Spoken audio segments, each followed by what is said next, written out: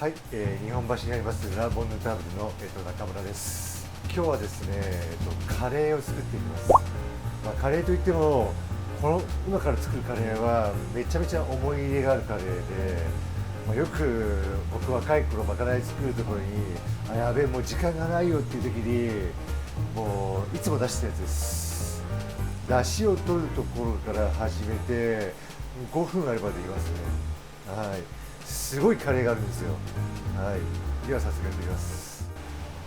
カレーって言ったらやっぱりなんか玉ねぎ、人参、じゃがいもっていう、イメージがあると思うんですけど、はっきり言ってそのメンバーだと遅いんですよね、できるのが。やっぱりじゃがいもも煮えるのに10分以上かかるし、人参とかね切ったりするのって皮むいてとか大変じゃないですか。なんで今日はね、ネギと長ネギと椎茸ですね。今日ちょっと使う、長ネギ、なんか上州ネギっていう下仁田ネギと長ネギの掛け合わせみたいなのがお店にあったんですけど、普通の長ネギで大丈夫です。あとは豚こま。ちなみにこれ豚こまになる前の豚こまですね。はい。って言ったらあれなんですけど、今うちのお店で豚のヒレ肉を使ってて、その端っことか柔らかい筋、豚って筋も意外と柔らかいんですよね。牛とかって筋ってカタカタでなんか長時間煮ないと食べれないっていうイメージがあるんですけど、豚は結構細かくスライスしてしまえば全然食べれます。あとは昆布と鰹節。今ここで、昆布だいたい30分ぐらいお水につけていたものを今沸かそうとしています。この昆布もなんかいわゆるなんか利尻昆布なんか高級ってやつじゃなくて、そのなんか端っこを切り落としたみたいな昆布があるんですよね。そういった昆布って意外と薄いんで出汁があっという間にいいですよ。はい、しかも安いんですよね。なんか昆布がこうあるとして、このところですね。はい、ここの昆布、これを30分ぐらいお水に入れたものをじっくり沸かしまして、沸いたところに鰹節、はい、結構多いんですけど、はい、入れます。で沸かします。結構和食とかだとなんか昆布入れてカツオ入れてこんなにグツグツグツグツ沸かすのってタブーと言われてるんですけど、僕沸かしちゃいます。はい、2分ぐらいこんな感じで、もう雑味とかそういったものを一切気にせずにもうガンガン短時間で出汁を取るって感じですね。なんでこういうやり方にしたかっていうと、早いからですね。早くてこの後カレーパウダーとかも入れるんで、あまりそういった雑味ってものがむしろいいアクセントになったりするんで、お吸い物の時ねとか作る時は絶対こんなことしないんですけど、はい、もうガンガンに沸かしています。で沸かしてる間にちょっと材料を切っていきますね。今日は椎茸がお店にあったので椎茸でいきます。お好きなキノコで大丈夫です。で軸切っていただいて、この軸も実は細かくすれば食べれるんですよね。で椎茸の軸って意外と硬くて食べれないんですけど、結構細かく刻んで使うと意外と食べれたりするんですよね。ちょっと硬いんですけど、それもまたいいアクセントになるんで気にせずに使っちゃいます。なるべくね、全てを食べ尽くすっていう感覚で、はい、まかないを作っていきます。で椎茸の実はお好みですね。今回はじゃあスライスな感じでいきましょうか。スライスする時もこの軸を絡むところは若干細かめにした方がいいです。ちょっと薄めに、ちょっとやっぱり硬いんで。で長ネギはそうですね、この白いところと青いところ両方使おうと思うんで、青いところはちょっと細かめに切って仕上げにポンって入れる感じにしましょう。もう同じ大きさに切るとやっぱりちょっと硬さとかキャラクターが違うんで、ちょっと違う形に切った方がいいですね。青い部分はこんな感じに薄く切って、仕上げにパッと入れてハーブ的な感覚で使います。でこの白いところは逆にちょっと大きく切りましょうか。はい、これ芯の部分ですけど、気にせずに、こんな感じにちょっと煮て美味しい感じにしましょう。豚肉もこれも切っていきます。これでも豚こまって売ってるやつはもう最初からこまになってるんで、そのまま入れちゃって大丈夫です。でもね、なんかわかないだとね、こういうところを使うんですよね。牛すじとか端肉とか、ちょっと変色しちゃった部分とか、そういったものをまかないとしてうまく活用して、素材を全て使い尽くすっていう感じなんで、こんな感じなんで、はい、これを豚こまみたいに切っていきます。結構こういう油がとかもすごいいい出汁になるんですよね。豚肉って油にすごい味に特性があって、油だから捨てちゃうぜってことはしないようにしています。なるべくゴミにしないというか、はい、結構ね筋なんですけど、豚って意外と柔らかいんですよ。はい、いや筋なんて硬いっしょっていうイメージがあるんですけど、僕も最初ね筋って出汁とかにしかしてなかったんですけど、うちのスタッフが普通に「いやシェフ筋うまいっすよ」って言ってパクパク食べてたんで、本当だ柔らかいなって実は最近気づかせてもらいました。本当はね買い物行こうかと思ったんですけど、逆にこういうのを、ね、やるのもなんかちょっと料理王国さんっぽくていいかなと思って、こんな感じに、一口に切りました。はい、だいたい4分ぐらい煮込んだやつです。これをこします。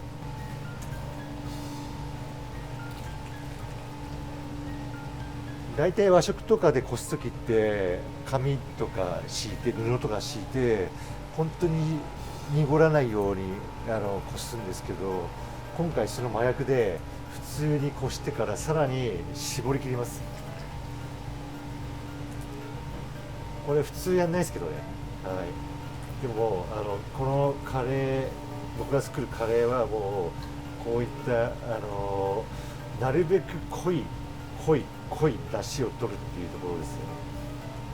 で余ったこの昆布とかカツオはちょっと細かく刻んでめんつゆとか砂糖とか醤油とかに煮ると美味しい佃煮になるんで、なんで大体そういったものがお店には実は常備されてる感じなんです。飽きないんですよねなんか知んないけど永遠に毎日食べていられる感じですね、こういうのは。はい、ここから結構豪快にいきますよね。はい、このこした濃い出汁にみりん、まさかの醤油、もううどんでも作るのかっていう感じですよね。でカレー作ります。うどんじゃないです。あとはカレーパウダーってよく売ってるやつですね。はい、なんか簡単とかで売ってたりとか瓶に入ってるなんかミックススパイスってやつですか。はい、要するにカレーの味が最初から調合されてるやつ、それを入れちゃいます。切った豚肉、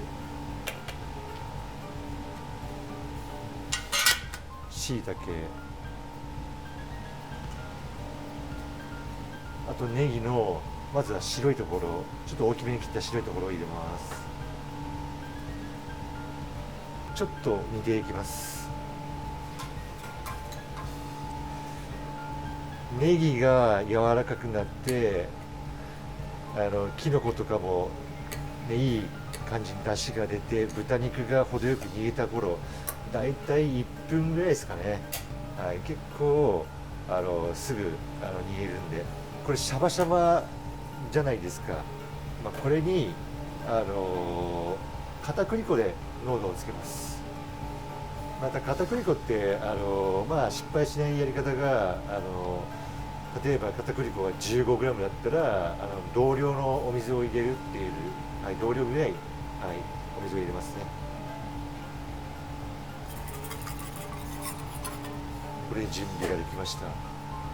うこの時点で結構美味しいんですよね。もうこれでなんかカレースープですって出しても別におかしくない感じの味になってるんですよ。ちょっとお蕎麦屋さんのカレーみたいな感じですかね。片栗粉を入れる前にちょっと火を弱めます。これぐらいのなんかかろうじて沸騰してる時にこういうふうに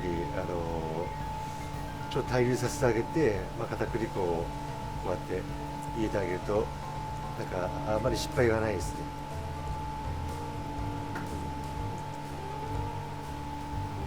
そうすると結構いい感じにとろみがついてくるんで、はい、そしたらもう一度ちょっとだけ火を強めて沸かします。いい感じになってきましたね。家で作ったことがありそうで作ったことがないカレーなんですよね。だからやっぱりじゃがいもと人参と玉ねぎ入れないとちょっとなかなかカレーって作れないっていうイメージをちょっと意外とこういうのって美味しいんですよ。仕上げにこの青いところの細かく切ったやつ、何でもいいです。九条ネギでもいいですし、よく売ってるなんか刻みネギでも何でもいいんですけど、こんな感じでハーブ的な感じで混ぜてあげて、これでカレーの出来上がりです。あっという間です。じゃあ盛り付けていきます。結構ね、ちょっとね普通のカレーとは違ってなんか透き通ったクリアな感じなんですよね。なんか日本っぽくていいですよね。あっという間にできるし。できました。カレーライスです。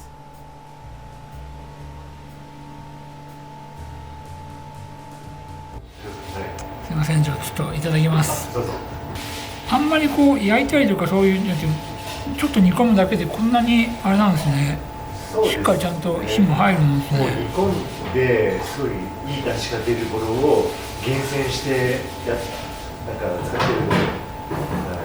すごい香りもいいですし、じゃあ先にスープをいただきます。でも和風の味ですけど、なんかすごい食べやすい味ですね。そうですね、ちょっと馴染みのある感じ、だけど実はあんまり食べたことがない味っていう感じなんですよね。ちょっといただきます。これ肉がすごい柔らかいですね。そうなんですよ。なんか筋ってね、もうちょっとなかなか普通に食べれないっていうイメージがあるんですけど、実は普段から皆様食べてらっしゃるんですよね。ただ薄く切ってあるとかそういったことだけで、なのでちょっとあえて今日は豚こまができるまでっていうところもちょっと逆に再現してみました。あんなに短時間でこんなに柔らかく味も染み込むもんなんですね。そうですね、意外とこれぐらいでいいんですよね。もともと柔らかい、お肉ですと逆に豚肉の味も残ってるので、結構煮込みすぎちゃうとその肉自体に肉の味っていうものがなくなって、柔らかくて出汁は出てるんだけど肉がスカスカって状態なんですけど、これだったら肉も美味しくいただけるので、この組み合わせも今回はキノコとネギを選んでいただきましたけども、先ほどの作ってる時でもこのあるものというか大丈夫だっていうことなんで、作る時もそんなに困らないですね。そうですね、もうかつお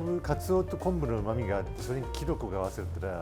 ら普通に美味しいっていうか鉄板の味にはなるので、もうあまりいろんなものを入れない方が、ごちゃごちゃ入れない方が逆に洗練された味わいになりますね。こう辛さもそんなに辛くないんですもんね。そうですね、逆に辛いのが好きな方はこれに七味唐辛子上からバーってかけても美味しいですし、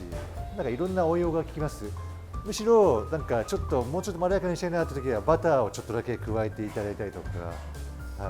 しても美味しいですよ。今日も美味しいお料理をご紹介いただきどうもありがとうございました。今日私が働いているラ・ボヌタブルは、今日はこんな感じの料理ですけど、フランス料理を、カジュアルに楽しんでもらうようなそんなお店です。すごい楽しいお店なので、ぜひ食事にも来てくださいね。今回の動画を気に入ってくれたら